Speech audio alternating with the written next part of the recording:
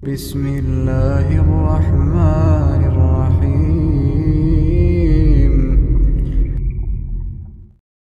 Assalamualaikum warahmatullahi wabarakatuh. Bismillahirrahmanirrahim. Alhamdulillah. Salatu wassalamu ala asyrafil anbiya'i wal mursalin nabiyina wa maulana Muhammadin wa ala alihi wa sahbihi ajma'in. Amma ba'du. Qala Allah Ta'ala fi kitabil karim. A'udzu billahi minasyaitonir rajim. Bismillahirrahmanirrahim. Yauma la yanfa'u malun wala banun illa man atallaha biqalbin salim. Surat Asy-Syu'ara 26 ayat 88 dan 89. Adapun pesan moral Allah ini artinya ialah, ingatlah ketika suatu saat di hari kiamat nanti tidak akan berguna sedikit pun harta benda yang kamu kumpulkan selama ini, yang kamu hitung-hitung, yang kamu banggakan, juga tidak akan bermanfaat sedikit pun anak-anak yang selama ini kau cintai, yang kamu sayangi, yang kamu harapkan bisa meneruskan cita-cita dan jejak rekam amal-amal ibadahmu, kecuali yang akan berguna pada saat itu di hari kiamat, apabila kamu ingin berjumpa, bertemu, bertatap muka denganku, kata Allah. Syarat yang harus kamu bawa adalah biqalbin salim. Bawalah hati yang bersih dari segenap penyakit-penyakit rohani yang amat sangat membahayakan bagi kehidupan akhirat nantinya. Bapak Ibu jamaah sholat isya dan tarawih Masjid Nurul Iman yang dimuliakan Allah. Pada suatu hari, sahabat Rasulullah Muhammad SAW yang bernama Mu'ad bin Jabal radhiyallahu anhu, beliau ditanya sahabatnya dari tabi'in Khalid bin Ma'dan. Khalid bertanya kepada Mu'ad bin Jabal, "Ya Mu'ad, kamu selama mengikuti Rasulullah Muhammad SAW berdakwah, menyampaikan risalah Islam semasa hidupmu, tolong sampaikan kepadaku satu saja dari ajaran Islam yang selama ini kamu yakini kebenarannya. Sampaikan satu saja kepadaku yang sangat engkau takutkan dalam kehidupanmu."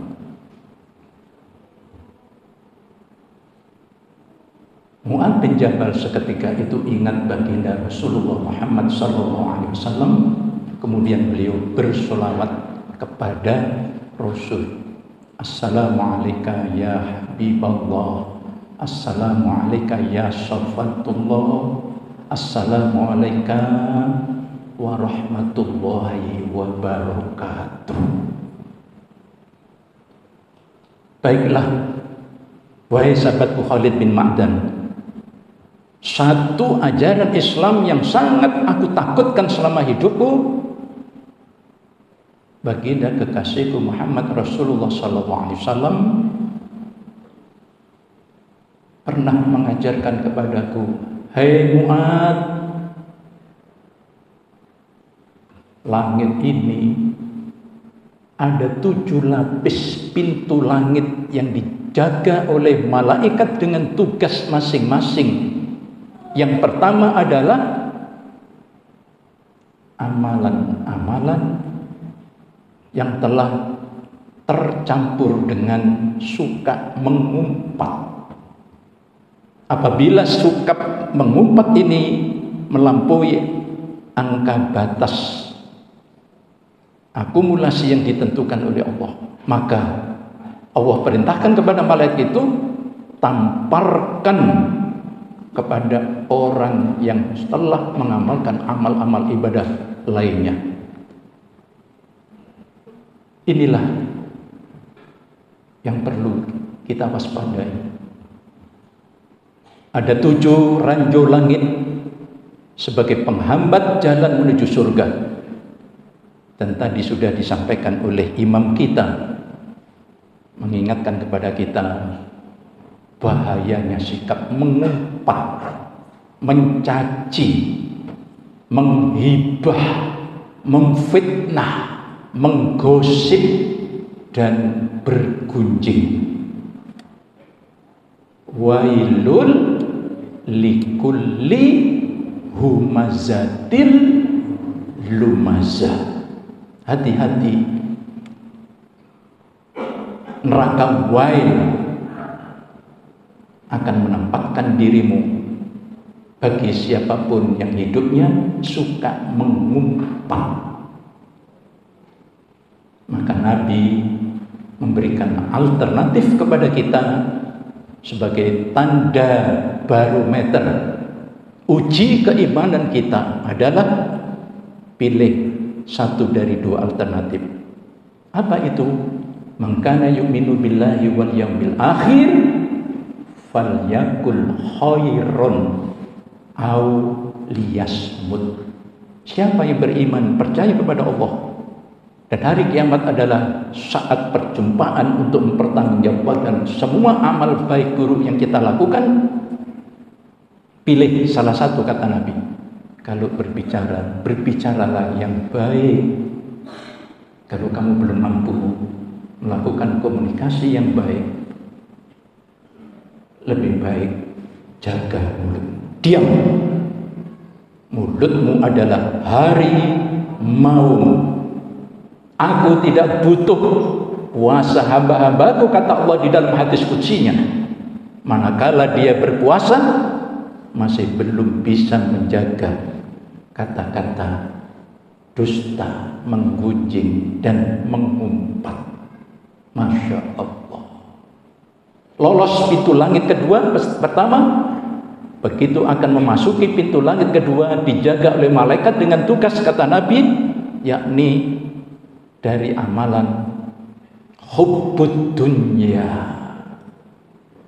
terlalu amat menyintai dunia sampai melalaikan bekal menuju hidup yang baqo, hidup abadi, untuk berjumpa dengan seluruh keluarga besar kita, moyang kita di dalam surga Allah Subhanahu wa ta'ala. Tidak dilarang kita menyintai dunia, namun ingat seberapa lama kenikmatan dunia ini akan kita nikmati dibandingkan dengan kehidupan akhirat yang abadi.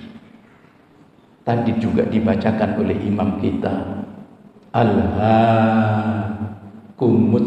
takasur hatta zurtumul maqabir.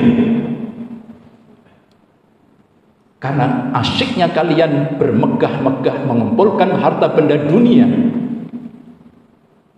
sampai kamu baru sadar apa arti dunia itu kalau kamu sudah di balik kubur. Setelah kamu mati baru tahu rupanya dunia ini sangat-sangat menggoda, mempesona, tetapi sangat-sangat melalaikan untuk kembali mudik ke surga Allah. Maka di dalam surat An-Naziat surat 79 ayat 40 Allah wanti-wanti. Bagaimana wanti-wanti Allah kepada kita? Masya Allah. A'udzu billahi minasyaitonir rajim. Bismillahirrahmanirrahim. Wa amma man toho wa asarul hayatad dunya fa innal jahima hiyal ma'wa. Hati-hati barang siapa yang bersikap overacting, berlebih-lebihan di dalam hidup ini. Wa asarul hayatad dunya, lebih menyintai hidup duniawinya daripada kehidupan akhirat tempat kembali nantinya. Hati-hati, sudah barang tentu Allah memberikan imbalan yang pantas baginya. Fa innal jahima hiyal ma'wa, neraka tempat kamu akan kembali. Sehingga pintu langit kedua akan menolak dan tertutup untuk ditamparkan kepada orang yang melakukannya ini. Bal tu'sirunal hayatad dunya wal akhiratu khairum wa abqa. Sayang manusia ini, kata Allah, amat sangat terpesona dengan kenikmatan dunia yang singkat dan cepat sesaat ini. Padahal hidup akhirat itu lebih kekal abadi selamanya. Nabi pernah menjelaskan kepada kita perbandingan hidup dunia dan akhirat ibarat kamu mencelupkan jari telunjukmu ke samudra lautan yang luas, dalam dan tidak terbatas. Srup, coba angkat. Begitu diangkat, pasti akan ada air laut yang menempel ke jari telunjuk ini, menetes kembali ke samudra lautan yang luas. Apa kata Nabi? Air yang menetes dari telunjukmu kembali ke samudra lautan yang luas dan dalam. Itulah perbandingan hidup dunia dan samudra lautan yang luas dan dalam tidak terbatas. Itulah kehidupan akhirat yang kamu lupakan. Masya Allah. Lolos pintu langit kedua, ternyata pintu langit ketiga dijaga malaikat dari urusan sikap takabur. Maka Nabi mengatakan, la yadkhulul jannah man kana fi qalbi misqala dzarratin min kibrin. Kalian semua tidak akan mencium, apalagi masuk menikmati fasilitas surga yang abadi, yang selama-lamanya, manakala di hati kamu masing-masing ada sikap penyakit hati yang bernama takabur, sombong, jubrio, adigang adigum, adiguno, sopo siro, sopo ingsun, ojo dumeh. Pantas saja para sahabat sempat gelisah, sekecil zaroh. Sikap sombong takabur tidak akan menikmati fasilitas surga. Ya Rasulullah, wamal kibir, apa sih ya Rasul? Takabur, sombong yang engkau maksudkan itu. Maka Nabi memberikan ciri-ciri orang sombong takabur itu ada dua. Batrul haq wa hum tunas, suka merendahkan manusia, prestasi orang lain, dan selalu menolak kebenaran apapun, baik dari Allah apalagi dari manusia. Kebenaran dari Allah saja bisa ditolaknya mentah-mentah, apalagi sekedar kebenaran yang datangnya dari manusia biasa. Hadirin, kita buka di dalam Al-Quran surat Al-A'raf, surat 7 ayat 40. Adapun orang-orang yang mendustakan ajaranku, kata Allah, dan menyombongkan diri dengan sikap yang jelas-jelas atas kebesaran agamaku, apa janji Allah jaminannya? Tidak akan dibukakan pintu-pintu langit dan tidak akan masuk surga sebelum ada kisah seekor unta bisa masuk ke dalam lubang jarum. Unta sebesar itu kalau bisa masuk ke lubang jarum, baru pintu surga aku bukakan untuk orang-orang yang sombong dan takabur. La haula wala quwata illa billah. Lolos, mungkin sikap sombongnya lebih kecil dari zarah, lolos Pintu langit 1, 2, 3. Pintu langit keempat dijaga malaikat dari urusan ujub.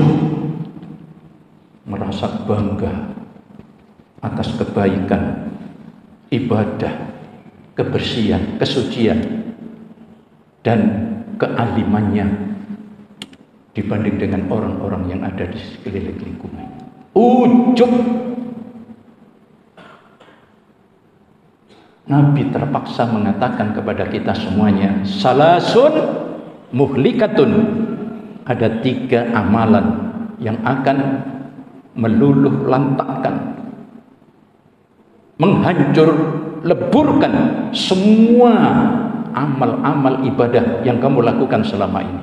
Masya Allah, semua amal ibadahmu hancur, lebur, luluh, tidak berbekas sedikit pun. Ada 3 kata Nabi.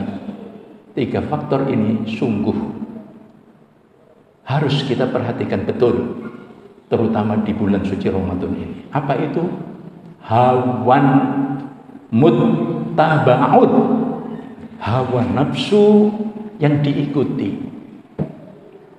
Maka ibadah puasa adalah pengendalian hawa nafsu, pengendalian dari hal-hal yang dibenci Allah, yang merugikan dan tidak bermanfaat di dalam hidup ini. Hawan muttaba'un, hawa nafsu itu selalu menuju kejelekan. Inna nafsa la'amaratum bisu illa ma rahima rabbi. Hawa nafsu itu selalu mengajak kamu menuju perbuatan yang merugikan, dibenci Allah, kecuali hawa nafsu yang mendapat rahmat kasih sayang Allah. Yang kedua, sukhun muta'un, bakhil, medit, kikir yang dipelihara.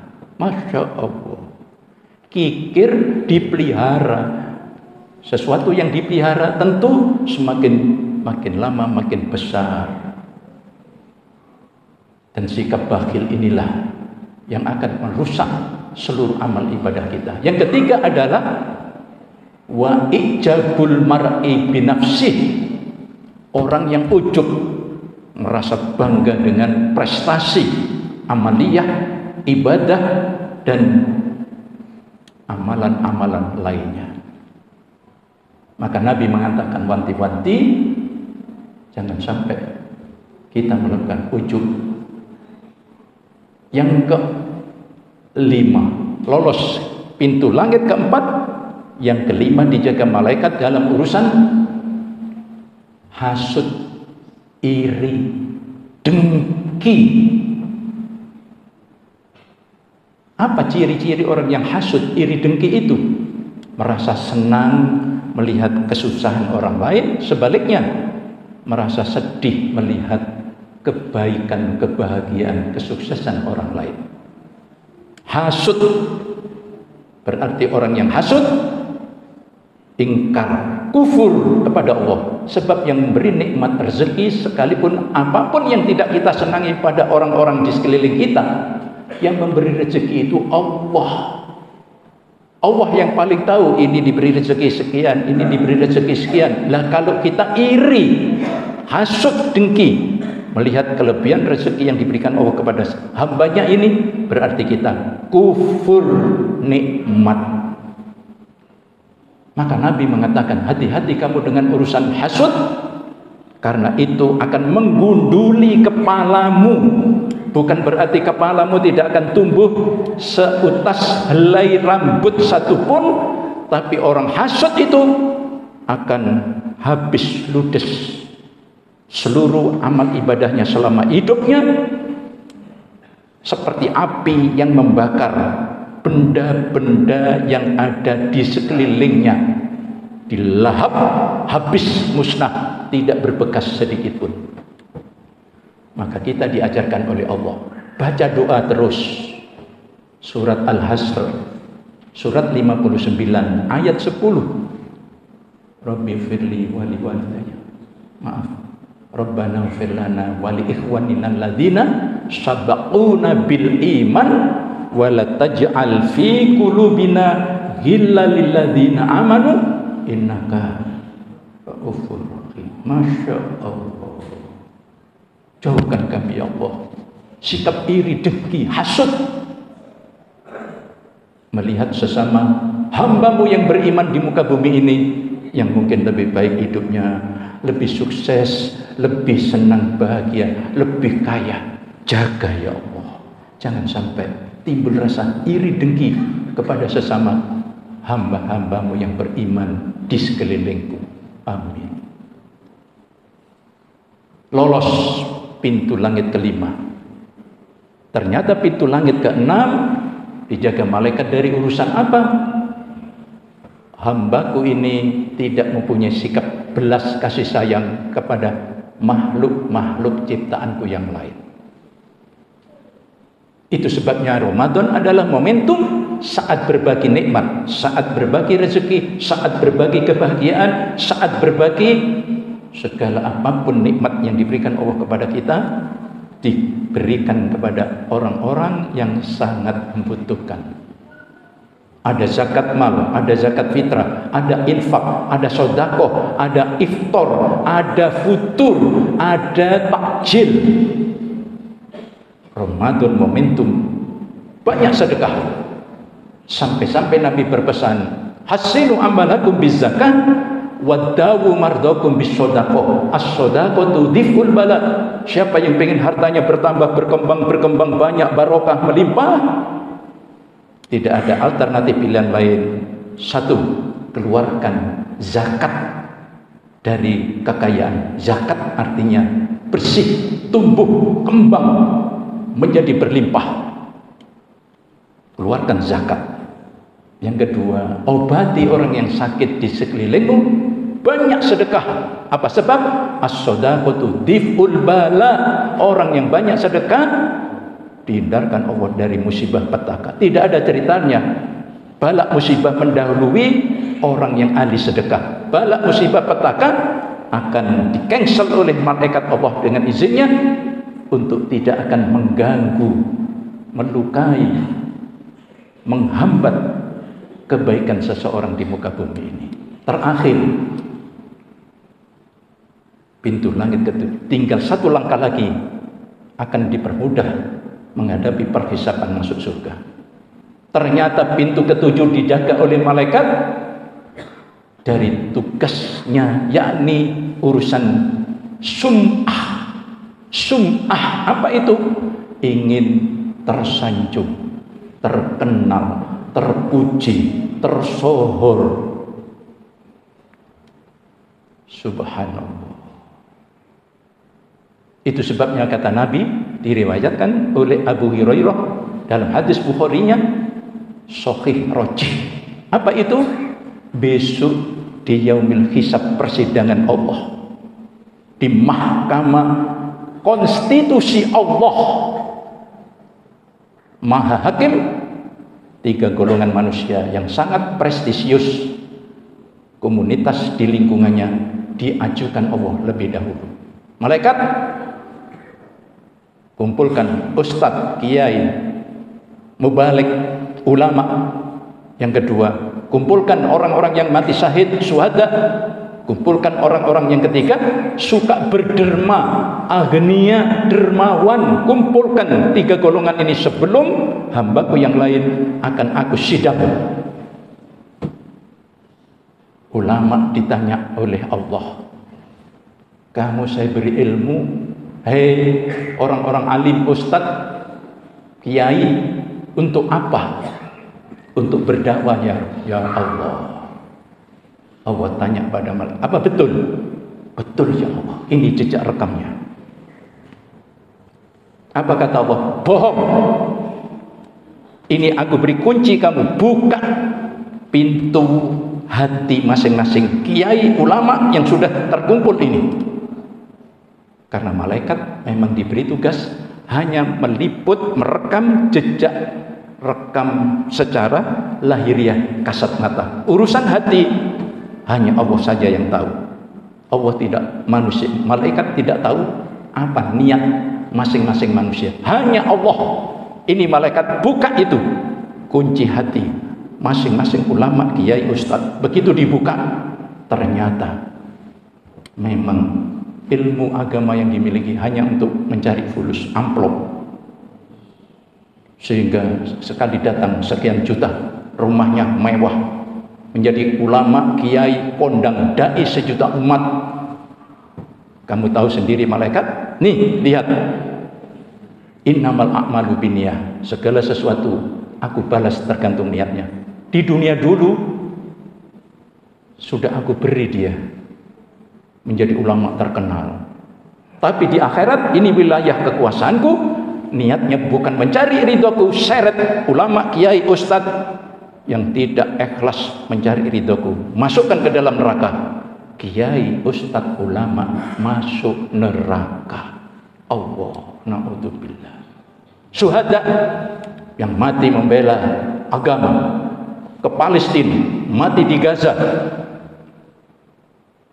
Buka itu.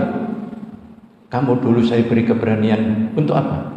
Jihad fisabilillah ya Allah. Bohong. Malaikat, apa betul? Betul ya Allah. Ini jejak rekamnya.